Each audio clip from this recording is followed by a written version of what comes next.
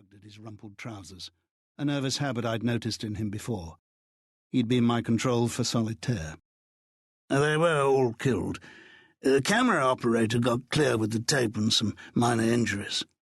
We're working, you see, with nothing much to go on. We want to know who placed the bomb.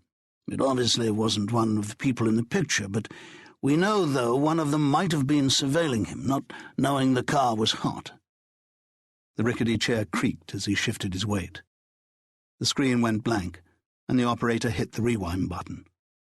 All we can hope for, Shatner said, is to find a recognizable face and try to trace things from there.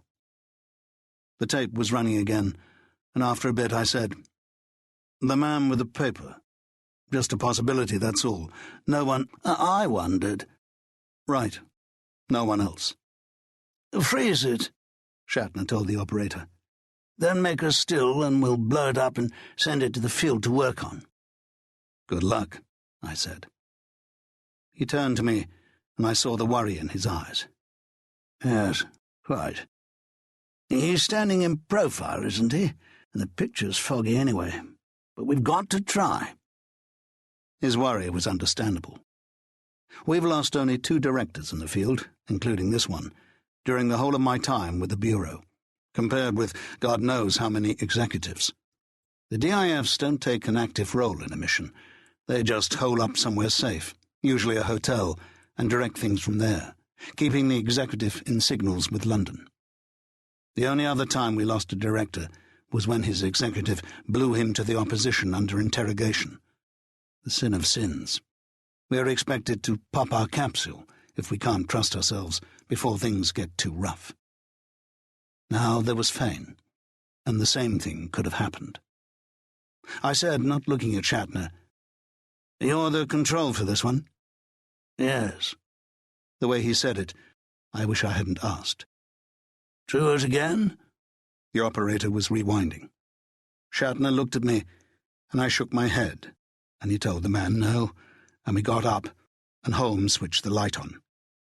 "I appreciate your time," Shatner said, and pushed his deck chair against the wall.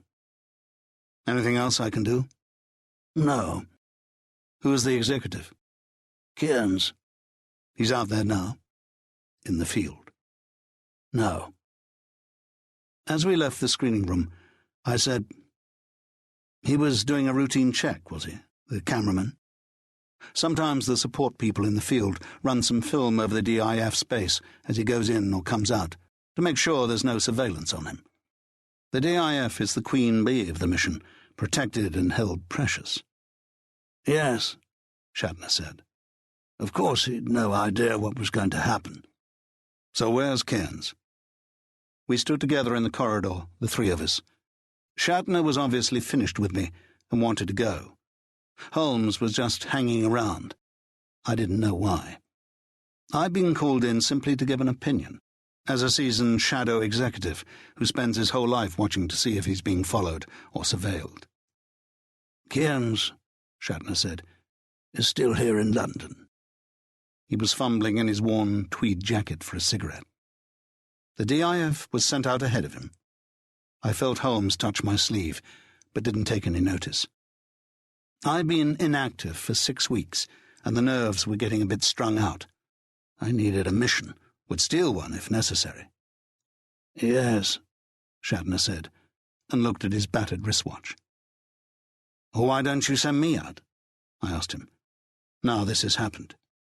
Kearns wasn't a senior shadow, would have his own nerves on edge now that his intended DIF had been blown all over the front of the Hotel d'Alsace in Paris. Holmes touched my arm again, and this time I looked at him and got the message in the dark of his steady eyes. "Oh," Shatner said, "I don't really know what's going to happen next. We might call the whole thing off." He ducked his shaggy head and went hurrying along the corridor before I could say anything else. "Spot of tea?" Holmes asked me. "Not in the cafe." "Why not? I've seen enough of that bloody place in the last 6 weeks." "Well, let's go and see a little more," he said gently. I suppose Holmes knows better than anyone in this beleaguered backwater of the keyhole game that I can be led but not driven.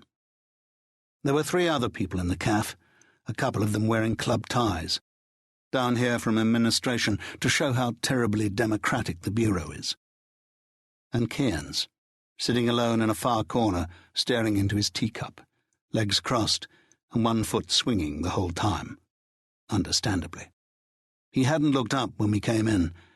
I don't think he would have looked up if a herd of buffalo had come through the door.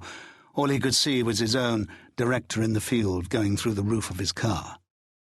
They would have shown him the tape, of course. "Bun?" Holmes asked me. "Are you serious? They're like overdone concrete in this bloody hole."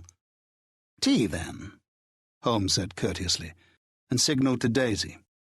This man's courtesy is one of his many strengths, and guaranteed to drive you up the wall at times when you're ready to strangle the first person who's got the nerve to say good morning. "Relax," he said, "old horse." He watched me from under his thick black eyebrows, his eyes intent. "Look," I said, "it's been 6 weeks." "I know." He asked Daisy for some tea, and she limped away with her arthritic hip, her red wig wobbling.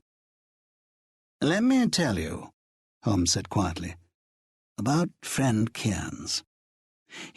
They shouldn't have sent him out there, for Christ's sake, after what happened. How many missions has he been on? 5, 6? The point," Holmes said with careful emphasis, "is that he needs to go out there more than ever, if in fact they don't call the whole thing off, as Shatner says."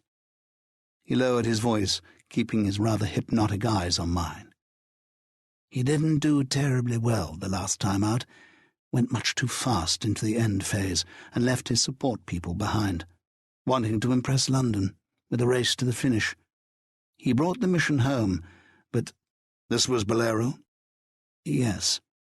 But of course he nearly came unstuck, and his control had him on the carpet when he got back to London. Who was his control?" "Mr. Lohman." "That bloody man. Cairns is a neophyte, wants nurturing, not kicking." Holmes looked down and said nothing, didn't agree. I heard the door of the signals room slam as someone came out.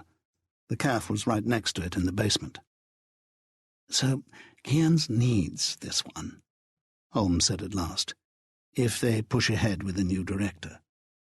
His eyes were on me again. "You could probably twist their arm and get it for yourself, since you're more experienced and everything. But—" He left it with a shrug, didn't take his eyes from me.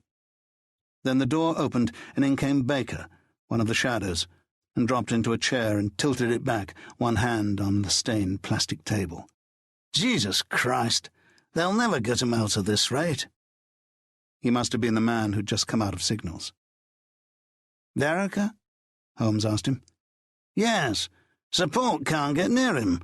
Radio contact's gone, and his DIF hasn't got a clue where he is. Caffeine, Daisy, old dear, for the love of God." Vereker had been on all our minds for the last 16 hours. When you're mission-hungry, you spend half your time in the cafe, and the other half in the signals room, listening to the stuff coming in from the various fields. So I knew what the score was with Vereker. He was in the thick of a sticky end phase in Bosnia, and had started asking for help at 1 o'clock this morning, GMT. The transmission fading and coming back, and his director had been signalling through the mast at Cheltenham for instructions every hour from then on. It's the worst place there is, the signals room, when some poor bastard's got a wheel off out there in the field. It's like sitting in the waiting room at the dentist's, listening to a drill going next door. "He'll be all right, love," Daisy told Baker as she brought him his tea. "Don't you worry." She always says that, but often the truth is different. Holmes was still watching me, waiting. He had made an appeal to my hypothetical better nature. Let Cairns keep his mission, try and do things better this time, earn his stripes. I was aware of anger simmering. A mission where the DIF was already a dead duck before the action had even started was the kind of thing I could handle better than most. "That man Vereker," I said, "is in the shit, and you want to see Cairns in the shit too." "It's not quite like that," Holmes said. "What is it quite like?" He spread his fingers on the table. "The first few